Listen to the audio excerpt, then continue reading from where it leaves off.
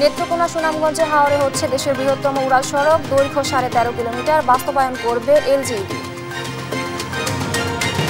কারাগারে তথ্যের প্রয়োজনে হটলাইন নম্বরে যোগাযোগ করা যাবে, স্বজনরা জানতে পারবে বন্দীদের সম্পর্কে। এনসিপির আহ্বায়ককে ছোট ভাই দাবি করে মিরপুরে ত্রাসের রাজত্ব কায়েম, চাঁদাবাজির পাশাপাশি বদলি বাণিজ্য।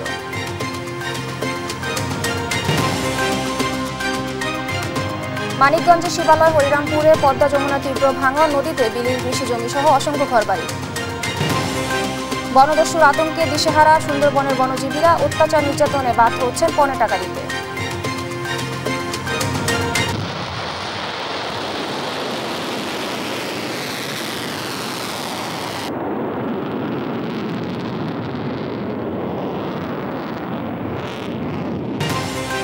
ইরানকে নিঃশর্ত আত্মসমর্পণের আহ্বান ডোনাল্ড ট্রাম্পের, যুদ্ধ কেবল শুরু, পাল্টা জবাব খামেনির। এবং গলে টেস্টে বড় সংগ্রহের পথে বাংলাদেশ, মুশফিক শান্তর সেঞ্চুরিতে প্রথম দিন শেষে 3 উইকেটে 292 রান টাইগারদের।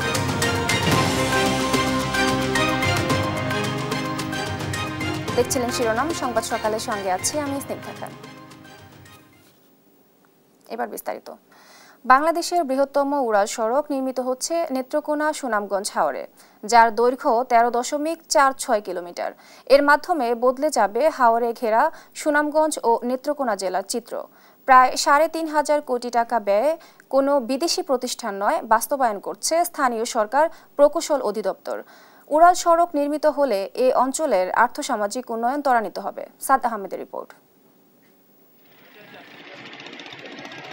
বহু যুগের দুঃখ দুর্দশা দূর হতে যাচ্ছে হাওরে ঘেরা সুনামগঞ্জ ও নেত্রকোনা জেলাবাসীর। প্রায় 3.5 কোটি টাকা প্রকল্প ব্যয়ে হাওর এলাকায় উড়াল সড়ক ও বৌদ্ধ অবকাঠামো উন্নয়ন প্রকল্প হাতে নিয়েছে স্থানীয় সরকার পল্লী উন্নয়ন ও সমবায় মন্ত্রণালয়। প্রকল্পটি বাস্তবায়ন করছে স্থানীয় সরকার প্রকৌশল অধিদপ্তর এলজিইডি। সুনামগঞ্জ ও নেত্রকোনা পাশাপাশি জেলা হলেও দুজেলার মধ্যে নেই সরাসরি কোনো সড়ক যোগাযোগ ব্যবস্থা। এছাড়া বর্ষা এলেই সুনামগঞ্জ উপজেলাগুলো হয়ে পড়ে যোগাযোগ বিচ্ছিন্ন। বর্ষার সময়ে নৌকা ও ট্রলার ছাড়া অন্য কোনো যোগাযোগ ব্যবস্থা না থাকায় বিনা চিকিৎসায় মৃত্যুর কোলে ঢলে পড়েন এখানকার অনেক রোগী। সেই সঙ্গে এখানে প্রসূতি মা ও শিশুর মৃত্যুর হার অন্যান্য এলাকার চেয়ে অনেক বেশি। সড়কের অভাবে এতদিন বাধাগ্রস্ত হয়েছে এখানকার শিক্ষা, আর্থসামাজিক উন্নয়নও। দীর্ঘ সময় লাগেনি তেমন কোনো উন্নয়নের ছোঁয়া। অবশেষে সমাধান হচ্ছে এসব সমস্যার। স্থানীয় সরকার প্রকৌশল অধিদপ্তর বলছে, হাওর এলাকায় এই প্রকল্পটি খুলে দেবে সম্ভাবনার নতুন দুয়ার। প্রকল্পের আওতায় সুরমা নদীর ওপর ব্রিজ সহ মোট 95.23 কিলোমিটার অল ওয়েদার সড়ক, 31.05 কিলোমিটার ডুবো সড়ক, 13.46 কিলোমিটার উড়াল সড়ক ও 6712.63 মিটার ব্রিজ কালভার্ট বাস্তবায়িত হচ্ছে, যার প্রাক্কলিত ব্যয় 34,052 কোটি টাকা।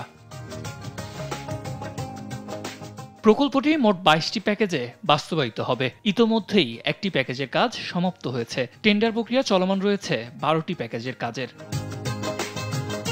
এছাড়া উপজেলা ভিত্তিক 139.74 কিলোমিটারের মোট 15টি রাস্তা তৈরি হবে, যার মধ্যে ধর্মপাশায় 67.96 কিলোমিটারের 7টি, জামালগঞ্জে 13.01 কিলোমিটারের 2টি, বিশম্ভরপুরে 7.65 কিলোমিটারের 2টি এবং তাহিরপুরে 51.12 কিলোমিটারের 4টি রাস্তা হবে।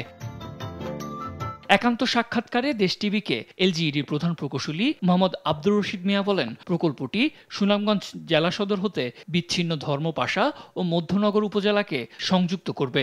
সেই সাথে সিলেট ও সুনামগঞ্জের সাথে সংক্ষিপ্ত পথে যোগাযোগ স্থাপিত হবে ময়মনসিংহ বিভাগের। ফ্লাইওভারটা আমাদের সুনামগঞ্জ থেকে শুরু হবে, সুনামগঞ্জ জামালগঞ্জ ধর্মপাশা হয়ে নেত্রকোনার সাথে এটা সংযোগ হবে। প্রায় 32 কিলোমিটার আমাদের এই সড়কটাই, এবং এটা ময়মনসিংহ এবং সিলেট বিভাগকে যুক্ত করবে এবং প্রায় এটার লেন্থ প্রায় 50 থেকে 60 কিলোমিটার লেন্থ আমাদের কমে যাবে আর কি। এলজিইডির প্রধান প্রকৌশলী আরও বলেন, প্রকল্পটি বাস্তবায়িত হলে সুনামগঞ্জে অবস্থিত শুল্ক স্টেশন, বাগলি, বড়ছড়া, টেকের ঘাট থেকে কয়লা ও পাথর শুধু বর্ষাকালে নয়, সড়কের মাধ্যমে আমদানি করা যাবে বছরব্যাপী। সুনামগঞ্জের এখানে 3টা ল্যান্ড পোর্ট আছে, সেই ল্যান্ড পোর্টে এখানে কয়লা এবং পাথর এইগুলি যে পরিবহন বর্ষাকালে হয়তো সেটা আপনি নৌপথে হতে পরিবহন করতে পারে, কিন্তু যখন পানি থাকে না তখন কিন্তু এই কয়লা এবং পাথরগুলি পরিবহনের সমস্যা হয় আর কি। তো এটার আমাদের এই উড়াল সড়কটা হলে আমরা সারা বছর মানে এই কয়লা এবং পাথর এই তিনটা ল্যান্ডপোর্টের সাথে অলরেডি মানে কানেকশন হবে, পাশাপাশি স্থানীয় জনসাধারণের যে যোগাযোগ সেটা তো থাকবেই। এছাড়া প্রকল্পটির কারণে দেশব্যাপী পর্যটক ভ্রমণের পথ উন্মুক্ত হবে, সেই সঙ্গে কৃষিপণ্য সংগ্রহ ও বাজারজাতকরণের খরচ কমে আসবে বলেও মনে করেন তিনি। সাদ আহমেদ, দেশ টিভি, ঢাকা। কারাগার সংশ্লিষ্ট যে কোনো তথ্য বা যোগাযোগের প্রয়োজন হলে এখন থেকে সরাসরি হটলাইন নম্বরে যোগাযোগ করা যাবে। 24 ঘন্টার হটলাইন নম্বর 16191-এ যোগাযোগ করলে স্বজনরা জানতে পারবেন বন্দী সম্পর্কে যাবতীয় তথ্য। কারাগারে বন্দী ব্যবস্থাপনাকে আরও উন্নত করে সংশোধনাগার হিসেবে গড়ে তুলতেই এমন উদ্যোগ কারা কর্তৃপক্ষের বলে জানান অতিরিক্ত কারা মহাপরিদর্শক কর্নেল মোহাম্মদ মুস্তফা কামাল। এছাড়া বন্দীর স্বজনদের কাছ থেকে মিথ্যা তথ্য দিয়ে অর্থ হাতিয়ে নেওয়া প্রতারক চক্র রোধে হটলাইন কার্যকরী ভূমিকা পালন করবে বলে মনে করেন তিনি। ফাহিম ইউসুফের রিপোর্ট। কারাগার সংশ্লিষ্ট যে কোনো তথ্য বা যোগাযোগের প্রয়োজন হলে এখন থেকে সরাসরি যোগাযোগ করা যাবে হটলাইন নম্বরে। কারাবন্দীদের খবর জানতে স্বজনদের জন্য চালু হওয়া হটলাইন নম্বরটি 16191। কারা অধিদপ্তরের কন্ট্রোল রুম থেকে পরিচালিত হটলাইন সেবায় থাকবেন কারা কর্মকর্তা কর্মচারী ছাড়াও 2 জন আহত জুলাই যোদ্ধা।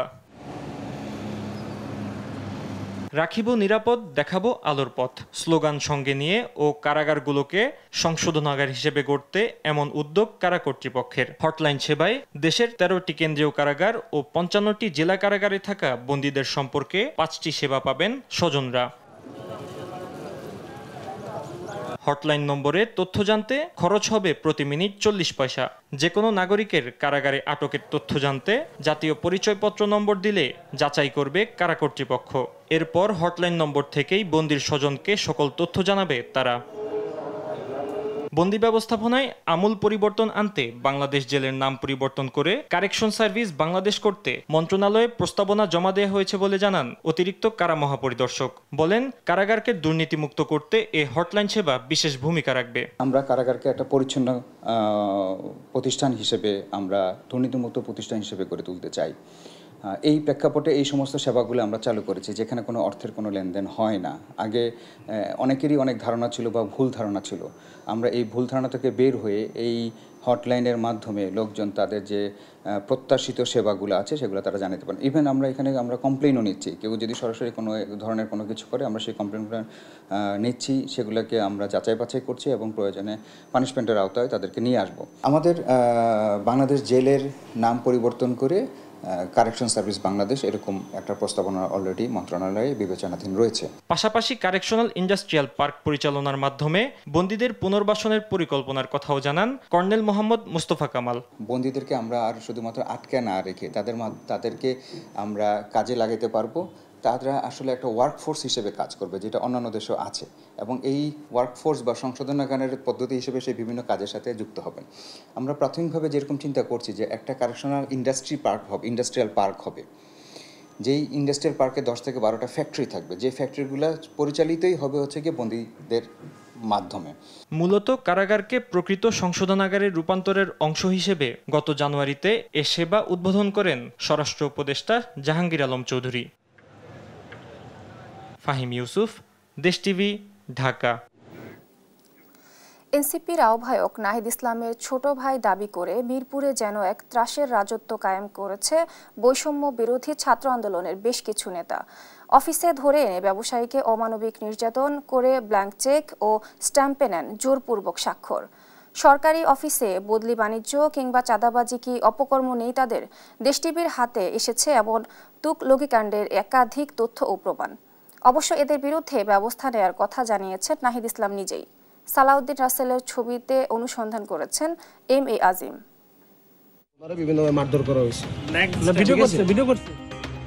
বৈষম্য বিরোধী ছাত্র আন্দোলনের মিরপুর অফিস যেন এক টর্চার সেল। ব্যবসায়ীকে ধরে এনে নির্যাতন করে ব্ল্যাঙ্ক চেক ও স্টাম্পে স্বাক্ষর করিয়ে নিচ্ছেন বৈষম্য বিরোধী ছাত্র আন্দোলনের ঢাকা মহানগরের যুগ্ম আহ্বায়ক সাদমান ও শাওন। সঙ্গে আছেন শাহালী থানার সদস্য সচিব পারভেজ সহ 8 থেকে 10 জন। টর্চার করতেছে। কি কি করছে? মারছে, মানে ইচ্ছা মতো মারছে। আপনি কি বলে থাপ্পড় মারছে, জানি কাটিয়ে বলাইছে।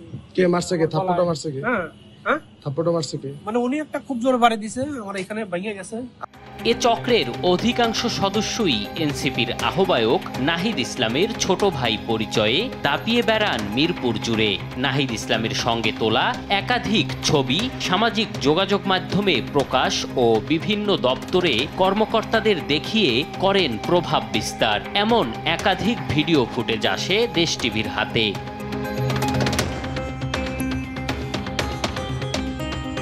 অভিযোগের সত্যতা যাচাইয়ে মিরপুরে প্রাথমিক শিক্ষা অধিদপ্তরের মহাপরিচালকের কাছে দেশ টিভি টিম। ক্যামেরার সামনে কথা বলতে রাজি হননি তিনি, তবে জানান নাহিদ ইসলামের সঙ্গে ঘনিষ্ঠ ছবি দেখিয়ে তার ছোট ভাই দাবি করে বদলি সহ বিভিন্ন বিষয়ে চাপ প্রয়োগ করেন তারা। আমাদের এনসিপি যে বর্তমান আহ্বায়ক, ওনার ছোট ভাই প্রথমে এটা করেছি, ওনার সাথে ছবিও আছে, তার প্রোফাইল পিকচার। তো তিনি আমাকে খুব করেছেন, নিজের পরিচয়টাকে খুব বেশি মাত্রায় প্রকাশ করে বদলের জন্য অনেকটা চাপ প্রয়োগ করেছিল। এটি সূত্রে যেটা ছিল সেটা হলো যে ভয় দেখানোর চেষ্টা। শুধু দপ্তর নয়, তাদের ত্রাসের রাজত্ব যেন মিরপুর জুড়ে। বাদ পড়ছে না বসত বাড়িও।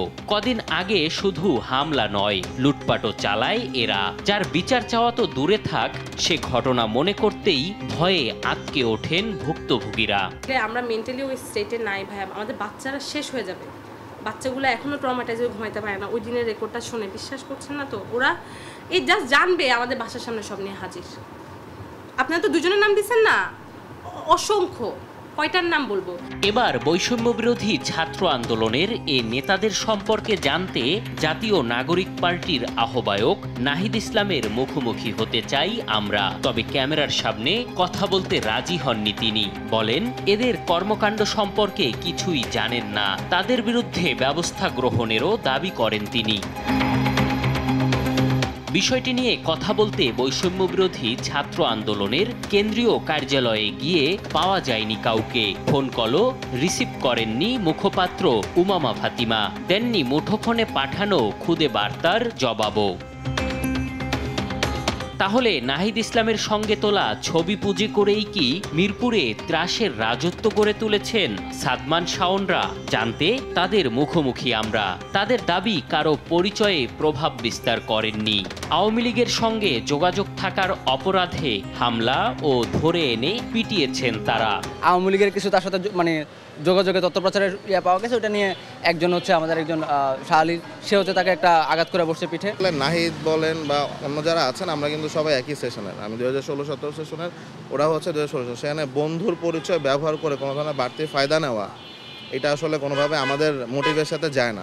অথচ বর্তমানে বৈষম্য বিরোধী আন্দোলনের এ নেতাদের অসংখ্য ছবি ভিডিও প্রমাণ করে আওয়ামী লীগের স্থানীয় নেতা থেকে শুরু করে শীর্ষ নেতাদের আস্থাভাজন ছিলেন এই সাদমান শাওনরাই। এম এ আজিম, দেশ টিভি, ঢাকা। চট্টগ্রামে বেড়েছে করোনার প্রকোপ। একজনের মৃত্যুর পর আতঙ্ক বাড়ছে মানুষের। হাসপাতালগুলোতে চলছে প্রস্তুতি। সিটি কর্পোরেশনের পক্ষ থেকে খোলা হচ্ছে কল সেন্টার। পর্যাপ্ত কিট ও টিকা মজুদ রয়েছে বলে জানান জেলা সিভিল সার্জন। একেএম নাজিমের রিপোর্ট, জানাচ্ছেন নুসরাত শোভা। চট্টগ্রামে বাড়ছে করোনা সংক্রমণ। এ সপ্তাহে একজনের মৃত্যুর পর জনমনে বাড়ছে আতঙ্ক। সামনে সংক্রমণ আরও বাড়ার আশঙ্কায় প্রস্তুতি নিচ্ছে হাসপাতালগুলো।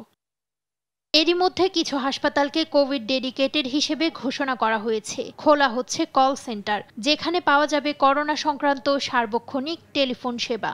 সিটি কর্পোরেশনের পক্ষ থেকে আমরা একটা সার্ভিস সেন্টার আমরা খুলব, যাতে করে সবসময় সেখানে টেলিফোন করলে তাতে করে আমরা তাদেরকে সার্বিকভাবে সহযোগিতা দিতে পারি। চিকিৎসা গাইডলাইন আছে, আগে যে technical working group, technical committee আছে ন্যাশনাল, তারা গাইডলাইন অনুযায়ী আমরা চলি।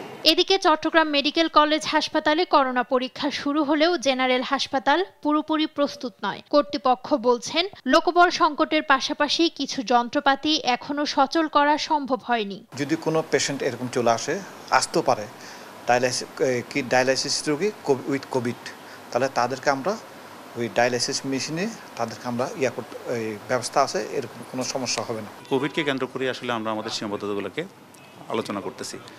তো সেই ক্ষেত্রে আমাদের প্রথম সীমাবদ্ধতা ছিল যে জনবল সংকট, সেটা নিয়ে আসলে আমরা এখন কাজ করছি। সিভিল সার্জন জানিয়েছেন করোনার প্রকোপ নিয়ন্ত্রণে রাখতে পরীক্ষার জন্য পর্যাপ্ত কিটের ব্যবস্থা করা হচ্ছে, পাশাপাশি করোনার টিকাও মজুত রাখা হয়েছে। আপনারা জানেন বিগত 1-1.5 বছর কোভিড ছিল না, এজন্য আমাদের যে লজিস্টিক যেগুলো ছিল, কিট যেগুলো ছিল, এগুলো ডেটগুলো এক্সপায়ার হয়ে গেছে। এখন এই সময়ে আমাদের দ্রুতগতিতে কিট ব্যবস্থা করা হয়েছে, আর আমাদের কাছে পর্যাপ্ত প্রায় 80,000 মতো ভ্যাকসিন আছে আমাদের। চট্টগ্রামে করোনা পরিস্থিতি এখনো নিয়ন্ত্রণে থাকলেও যে কোনো সময় তা জটিল হতে পারে। চূড়ান্ত নিরাপত্তা নিশ্চিত করতে জনসচেতনতায় জোর দিচ্ছেন বিশেষজ্ঞরা। নিউজ ডেস্ক, দেশ টিভি। বাড়ছে করোনার প্রকোপ, দেশ জুড়ে হাসপাতালগুলোতে চলছে প্রস্তুতি। নোয়াখালীর পরিস্থিতি জানাতে যুক্ত হচ্ছেন সহকর্মী মাওলা সুজন। সুজন, নোয়াখালীতে সবশেষ কতজনের করোনা শনাক্ত হয়েছে এবং জেলায় পর্যাপ্ত কিট মজুদ রয়েছে কিনা আমাদের জানাবেন।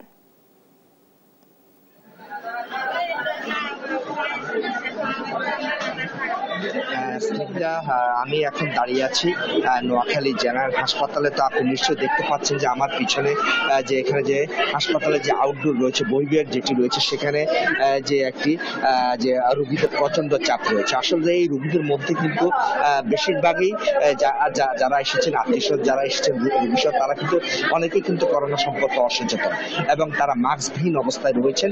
অনেকটা স্বাস্থ্যবিধি তারা মেনে চলছেন না। অন্যদিকে তারা যে দেখতে পাচ্ছেন যে যার সাথে যে স্বাস্থ্যবিধির কোনো বালাই নেই। তা আপনি যেটি প্রশ্ন করেছেন যে করোনাতে নোয়াখালী শনাক্তের ব্যাপার, আসলে যদি নোয়াখালীতে করোনা শনাক্তকরণের বিষয়ে বলতে হয় যে নোয়াখালীতে পর্যাপ্ত পরিমাণ কিট না থাকা কিন্তু এখনো করোনা পরীক্ষা শুরু হয়নি।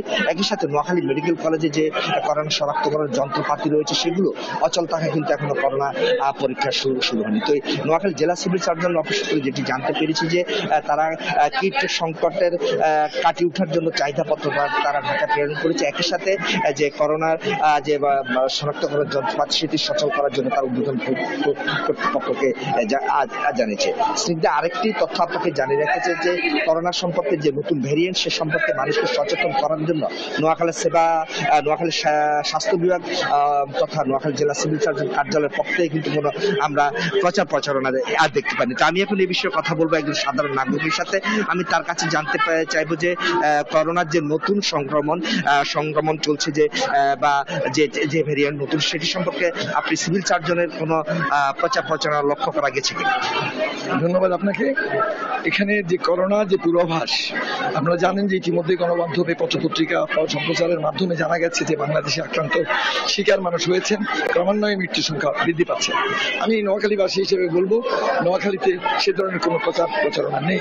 পূর্বে যে করোনা চলে গিয়েছিল সেখানকার দেখা গিয়েছে মানুষের মধ্যে সচেতনতা সৃষ্টি করা হয়েছে, মাস্ক ব্যবহারের জন্য অনুরোধ করা হয়েছে, হ্যাক্সাসোল ব্যবহার করার জন্য বলা হয়েছে, মানুষের দূরত্ব রাখার জন্য বলা হয়েছে, লকডাউন দেওয়া হয়েছে।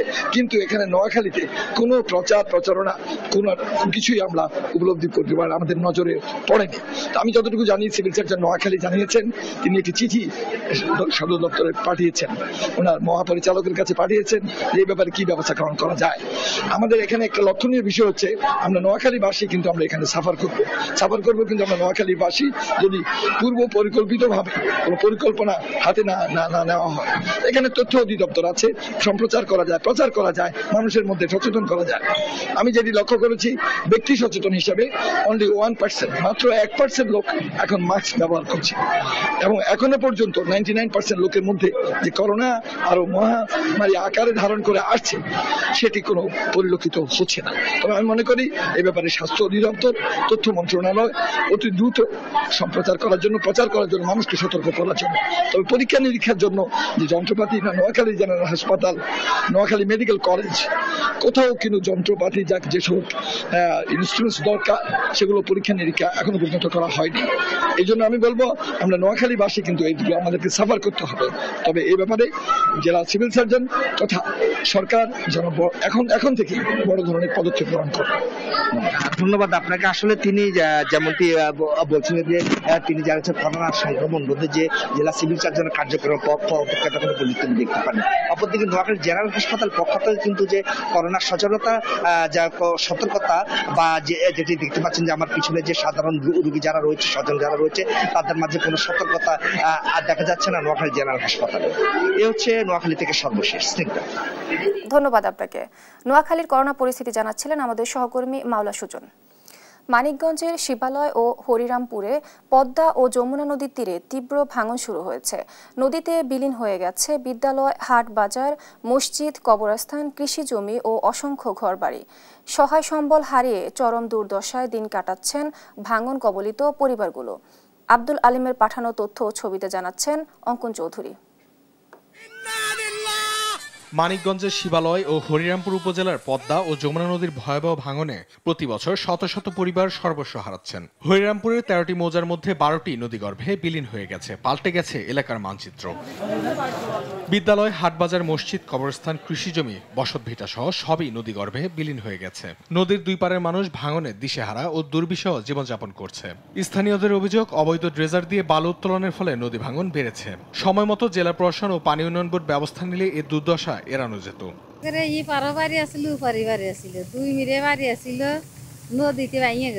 আমাদের এই পর্যন্ত মনে করেন যে আরো জায়গা ছিল, ভাঙ্গা এই পর্যন্ত আইছে। ঘর বাড়ি ভাঙ্গা নদী বলাংশময় হয়ে যাচ্ছে। মন্দির, মাদ্রাসা, কবরস্থান সম্পূর্ণ ভাঙ্গে যাচ্ছে। মাটি কাটার ফলে এই ভাঙনটা বেশি হয় এবং কি স্থায়ীভাবে বাঁধ নির্মাণ নাই, যার কারণে ভাঙন বেশি হয়। সরকার কাছে আবেদন করি যাতে আমাদের এখানে ভাঙনটা বন্ধ হয়। ভাঙন রোধে পানি উন্নয়ন বোর্ড কাজ করছে এবং ক্ষতিগ্রস্ত পরিবারগুলোকে জেলা প্রশাসনের পক্ষ থেকে সহায়তা প্রদান করা হচ্ছে বলে জানান জেলা প্রশাসক। আর ভাঙনের কবলিত যারা জনগণ আছে তাদের যেহেতু তারা দুর্যোগের কবলে পড়েছেন, সেই কারণে ওই সমস্ত পরিবারকে আমরা সাহায্য দিয়ে থাকি। এই কাজগুলো আমরা রেগুলার করে থাকি। এবারও আমাদের প্ল্যান আছে, পাশাপাশি নদী ভাঙনে ফসলের জমি ক্ষতিগ্রস্ত হলেও আমরা সাহায্য করে থাকি। বর্ষালেই পদ্মা যমুনা তাণ্ডবে কাঁপে মানিকগঞ্জের গ্রামগুলো, অথচ বছরের পর বছর গেলেও মেলেনি কোনো স্থায়ী সমাধান। তাই স্থায়ী বাঁধ নির্মাণ ও ক্ষতিগ্রস্তদের পুনর্বাসনের দাবি এলাকাবাসীর। নিউজ ডেস্ক, দেশ টিভি। বনদস্যুর আতঙ্কে দিশেহারা সুন্দরবনের জেলে, মোয়াল সহ বিভিন্ন বনজীবীরা। জীবিকা নির্বাহের তাগিদে জঙ্গলে প্রবেশে বনদস্যুদের পণের টাকা দিতে বাধ্য হচ্ছেন তারা, নইলে নেমে আসছে অত্যাচার, নির্যাতন। অসহায় হয়ে সুন্দরবন উপকূলবাসী এখন দস্যুমুক্ত সুন্দরবনের দাবি করছেন। শরীফুল্লাহ কায়সার সুমনের প্রতিবেদন, জানাচ্ছেন টুম্পা আফরোজ। আকাশে ঝড় তুফান, মাটিতে বাঘ, সাপ আর পানিতে কুমির, এসব ছাড়িয়ে বনজীবীদের বড় আতঙ্কের নাম বনদস্যু। তাদের হিস্সা না দিয়ে কারো সামর্থ্য নেই জঙ্গলে যাবার। জীবন বাজি রেখে যে টাকাটা উপার্জন করছি 2025 সাল থেকে এই টাকা আবার কার্ডের মাধ্যমে এই বনদস্যুদের দিতে হচ্ছে। আমাদেরকে কাট করে যেতে হয়, অন্যথায় আমাদেরকে ধরে ধরে জিম্মি করে। বংশ পরম্পরায় 4-5 প্রজন্ম ধরে জঙ্গলে মধু আহরণ করে আসছে মাহমুদুলের পরিবার, কিন্তু ভাগ্যের নির্মম পরিহাসে পরিবারের একাধিক ব্যক্তি পড়েছেন বাঘ, কুমিরের কবলে। গত বছর বাঘের কবলে পড়ে প্রাণ হারিয়েছেন মাহমুদুলের ভাই। এবার তার প্রাণ কেড়ে নেওয়ার হুমকি দিয়েছে বনদস্যুরা। জীবন বাঁচাতে মাহমুদুল এবং তার সহযোগী মোয়ালদের দিতে হয়েছে পণের টাকা। আমাদের সাতক্ষীরা রেঞ্জে সবচেয়ে বেশি উৎপাত হচ্ছে, খুব ভয়ের মধ্যেই সুন্দরবনে এখন মাছ কাঁকড়া মেরে খাচ্ছি। বনজীবীদের সাথে কথা বলতে গেলে বেশিরভাগই প্রাণের ভয়ে কথা বলতে অপারগতা প্রকাশ করেন। এসব উপেক্ষা করে যারা কথা বলেছেন তাদের স্পষ্ট বক্তব্য, সুন্দরবন দস্যুমুক্ত না হওয়ায় বনে আশঙ্কাজনক হারে কমছে পর্যটকের সংখ্যা। যদি দ্রুতই সুন্দরবন থেকে জলদস্যু মুক্ত না করা হয়, যেমন এই এলাকার মানুষের জীবন জীবিকার উপরে প্রভাব পড়বে, তেমনি এখানে টুরিস্ট আর সেইভাবে আসবে না, কারণ টুরিস্টরা নিরাপত্তাহীনতায় ভুগছে। গত মাসে আমার স্বামী বনে গেছে, জলদস্যুরা আমার স্বামীর নৌকা আটকাইছে, টাকা চাইছে। এদিকে বাওয়ালিরা জানিয়েছে এবার তারা বনদস্যুদের পণের টাকা দিয়ে গোলপাতা কেটেছে। এরপরও আবার আরেক বাহিনী পণ নিতে বেপরোয়া মারপিট করে নির্যাতন চালাচ্ছে। সর্বোচ্চ টাকা দিতে হচ্ছে সুন্দরবনে মাছ ধরতে যাওয়া জেলেদের। ডাকাতের সংঘর্ষ, সুন্দরবনে বাঘের সংঘর্ষ, জলেতে কুমিরের সংঘর্ষ। আগে দিত জীবন, এখন যাচ্ছে আমাদের জীবিকা। বনদস্যু মুক্ত সুন্দরবন চাই এবং সুন্দর একটি পরিবেশ যাতে হয় সেটাই আমরা চাই। এ অবস্থায় দ্রুতই সমন্বিত অপারেশনের আশ্বাস দিয়েছে উপজেলা প্রশাসন। এই বিষয়ে ডিসি স্যার এবং অন্যান্য আইন শৃঙ্খলা রক্ষাকারী বাহিনীর সদস্যগণ, বাংলাদেশ সেনাবাহিনী কাজ করছে। সুন্দরবন সাতক্ষীরা রেঞ্জ বর্তমানে 4টি বাহিনীর দখলে। তাদের উপবাহিনীরাও অতিষ্ঠ করে তুলেছে সুন্দর বনাঞ্চল। এ অবস্থা চলতে থাকলে জেলে বাওয়ালি মোয়ালিদের মধ্যে 2 লাখেরও বেশি মানুষ বেকার হয়ে পড়বে বলছেন সংশ্লিষ্টরা। নিউজ ডেস্ক, দেশ টিভি। চাঁপাইনবাবগঞ্জে ঈদের ছুটিতে গত এক সপ্তাহে 5টি হত্যাকাণ্ড হয়েছে। এর মধ্যে জমি সংক্রান্ত বিরোধে 4টি এবং ক্রিকেট খেলায় তুচ্ছ দ্বন্দ্ব নিয়ে একটি খুনের ঘটনা ঘটেছে। এসব ঘটনায় সংশ্লিষ্ট থানায় হত্যা মামলা হয়েছে। তারেক রহমানের প্রতিবেদন, জানাচ্ছেন টুম্পা আফরোজ। চাঁপাইনবাবগঞ্জে 8 জুন খুন হন শিবগঞ্জ উপজেলার দাইপুখুরিয়া ইউনিয়নের কামালপুরের আলাউদ্দিনের ছেলে মাসুদ রানা। 9 জুন খুন হন গোমস্তাপুর উপজেলার পার্বতীপুর ইউনিয়নের সুবিল গ্রামের আবুল হোসেনের ছেলে আব্দুল বাসেদ। 10 জুন চরমোহনপুর লাহাপাড়া এলাকায় ছোট ভাইয়ের ছুরিকাঘাতে খুন হন বড় ভাই আব্দুর রশিদ। 12 জুন প্রতিবেশীদের হাতে খুন হন শিবগঞ্জ উপজেলার পাকা ইউনিয়নের বাবুপুরের হোসেন আলীর ছেলে রফিকুল ইসলাম ওরফে কালু। 13 জুন খুন হন একই উপজেলার মোবারকপুর ইউনিয়নের ওপরটোলা গ্রামের সিদ্দিক বিশ্বাসের ছেলে নজরুল ইসলাম। পুলিশ সংশ্লিষ্টরা জানান, প্রতিপক্ষের হাতে জমি সংক্রান্ত বিরোধেই খুন হয়েছেন মাসুদ রানা, আব্দুর রশিদ, রফিকুল ইসলাম ও নজরুল ইসলাম। আর ক্রিকেট খেলা নিয়ে তুচ্ছ ঘটনায় প্রতিপক্ষের হাতে প্রাণ হারিয়েছেন আব্দুল বাসেদ। এসব ঘটনায় সংশ্লিষ্ট থানায় হত্যা মামলা হয়েছে। গ্রেপ্তার হয়েছে আসামিরাও। বিচার সালিশ করে ওটা মীমাংসা হয়ে গেছিল, কিন্তু ওর ভিতরে ছিল কঠোর না থাকলে কে মানে এভাবে মারবে। জমি জমা নিয়ে গন্ডগোল, কিন্তু এই যে পরিকল্পিতভাবে এত গন্ডগোলটা হইবে বাড়িতে আমি জানতাম না। যে আমার আব্বা দুনিয়া থেকে চলে গেছে, আমরা সুষ্ঠু বিচার চাই। হত্যাকাণ্ড বন্ধে সামাজিক সম্প্রীতি বজায় রাখা সহ প্রশাসনকে আরো কঠোর হওয়ার পরামর্শ জেলা নাগরিক কমিটির। সামাজিক সম্প্রীতি বজায় রাখার জন্য সমাজের বিত্তশালী এবং সমাজের মানুষগুলি একত্রিত হয়ে সমাজে সৌহার্দ্যপূর্ণ কালচার শুরু করলে ভালো হবে। এদিকে জেলা পুলিশ সুপার বলছে, অধিকাংশ ঘটনা ঘটেছে পরিবারের মধ্যে জমি সংক্রান্ত বিরোধের জেরে। প্রতিটি ঘটনায় আসামিদের বিরুদ্ধে সুষ্ঠু তদন্তের মাধ্যমে কঠোর ব্যবস্থা নেওয়া হবে। মাপঝোপের কারণে, কথা কাটাকাটির কারণে ভাই বা চাচা ভাতিজা মারামারি হয়, মারামারিতে অনেক আহত হয়ে মারা গেছে। কেউ অ্যারেস্ট করা হয়েছে, আর যারা পলাতক আছে মামলা হয়েছে তাদেরকে গ্রেপ্তার করা হবে, মামলা তদন্ত সঠিকভাবে করা হবে। ঠুনকো ঘটনায় হত্যাকাণ্ড বন্ধে প্রতিটি মানুষের মধ্যে পারিবারিক সম্প্রীতি বজায় রাখা প্রয়োজন মনে করছেন সংশ্লিষ্টরা। নিউজ ডেস্ক, দেশ টিভি।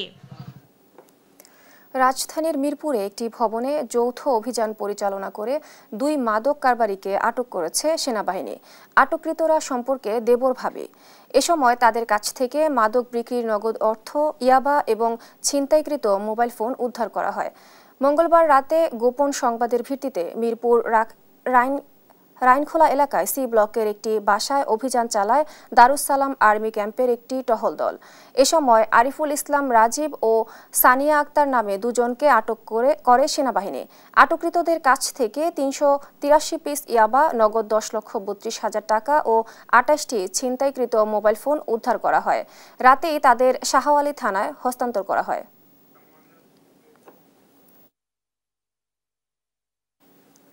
দেখছেন সংবাদ সকাল।